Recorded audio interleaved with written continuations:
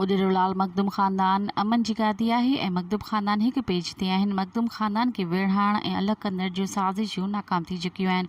कुझु अनासर सीटुनि जे हवाले सां ग़लति प्रोपेगेंडाऊं हलाए अवाम खे मुंतशिर करणु चाहिनि पिया, पर संदनि साज़िशूं ज़ाहिर थी चुकियूं आहिनि।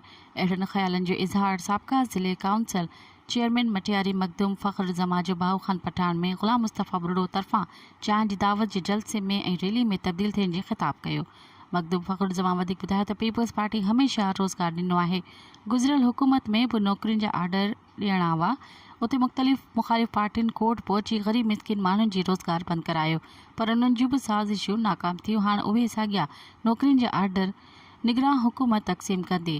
मखदूम फ़ख्र जमा चयो त ईंदड़ हुकूमत पीपल्स पार्टी जी ईंदी, जंहिंमें वज़ीर आज़म बिलावल भुट्टो ज़रदारी थींदो ऐं मुल्क मां वाहिद पार्टी मर्कज़ में पहुची महांगाई जो ख़ात्मो आणींदी ऐं ग़रीब अवाम खे रोज़गार सां नवाज़ींदी। मखदूम फ़ख्र जमा सां गॾु पीपी तालके मटियारी जो सदर सैयद फ़ज़ील हबीब शाह, जनरल सेक्रेटरी यूसुफ छिट्टो, सपाफ ज़िले मटियारी जो सदर असदुल्ला मेमण समेत सभई पीपल्स पार्टी जा वर्कर अॻवान ऐं हमदर्द गॾु हुआ।